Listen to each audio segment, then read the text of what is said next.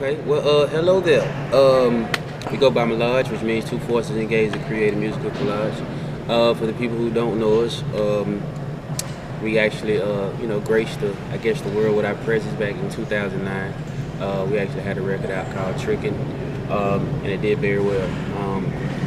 Prior to that, we actually met in the United States Navy. I was stationed on the George Washington. He was on the, what's the name of your boat?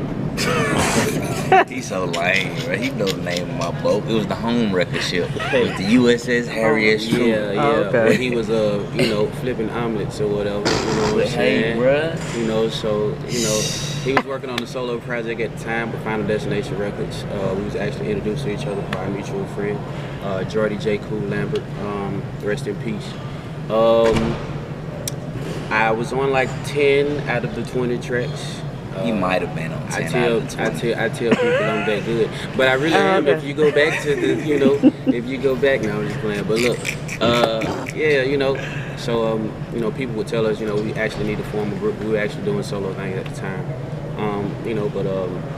what God got for you, you just gotta follow His lead sometimes. So that's exactly what we did. So, had some success and decided to create our own after that.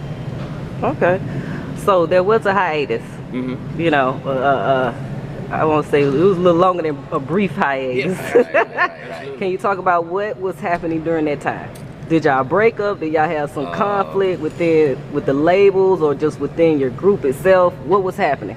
Well, I think for the most part, over the hiatus, we both grew as men, together and individually. Mullage never broke up. We always stayed down. We always had a common goal in mind, and we just had to reroute it. And take a few steps back to get a few steps ahead of the game.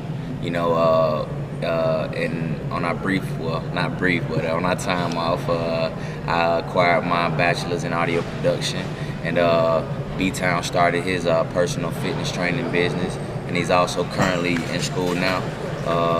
Going for his degree. What degree you going for, bro? Exercise science. Tat exercise science. So we part of the Smart Rapper Club. You know what I'm saying? Dig that. But we started our own label. We're independent now. Dirty Poetry Music Group, which means a provocative yet sophisticated form of artistic expression. Mm-hmm. We stress to artists to learn the business. We had to learn it the hard way, but we don't regret it. We looking back on it all. There was definitely more good that came out of our hiatus than bad. I would say from my perspective, we kind of had like some bad business dealings with the independent that we were here with, which kind of caused the brief intermission. But nonetheless, we're back with new music, new videos, new content, new merch, and with ourselves to offer to the music world. Okay. So you just mentioned that, of course, you guys had a few little trials and tribulations as artists and with labels. Can you name or just talk about one of those things, one of those issues? Because what we try to do is focus on the business and financial side of entertainment, you know what I mean? But we use celebrity interviews and things like that to help engage the people more, but be educational at the same time. So can you talk about one of those things that happened so that the up-and-coming people that's looking at this video will know, okay, if I do experience this, maybe I can use this route, to not maybe go through the same thing as them? Well, passion outweighing logistics. I talk about it all the time. So it's kind of like that attitude. I just want to do what I do, and I don't want to ever listen, or look at the paper. That's the worst thing you can ever do, is not understand or be knowledgeable enough as to what's going on with your business.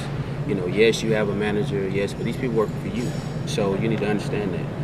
Always have a representative outside of the representative. So if you have a representative as a whole, you need to take that contract and go back to your own people. You need to have your own personal team.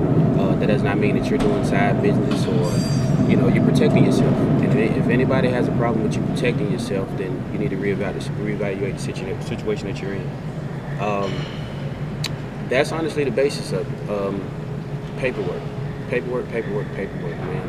Always cover yourself, because they can always go back to that dotted line, what you signed. You know what I mean? They can always go back to that. And if you That's have what no they're gonna idea, go back Right.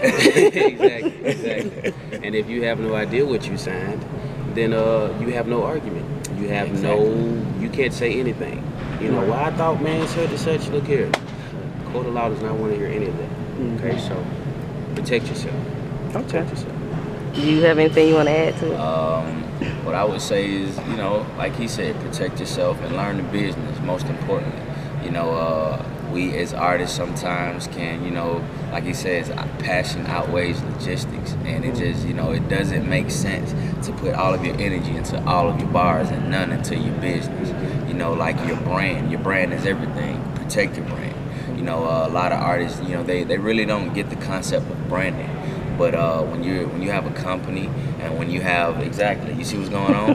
when you have a company and you know you have a business, we're product. We're selling, we're offering a product to the people, to a consumer, a target demographic, and you have to advertise your product and package it as so that your consumer will want to buy your product. And how do you do that? Well, you got to figure out first and foremost who you're targeting. If you don't know who you're targeting with your music and your product, then you have an issue.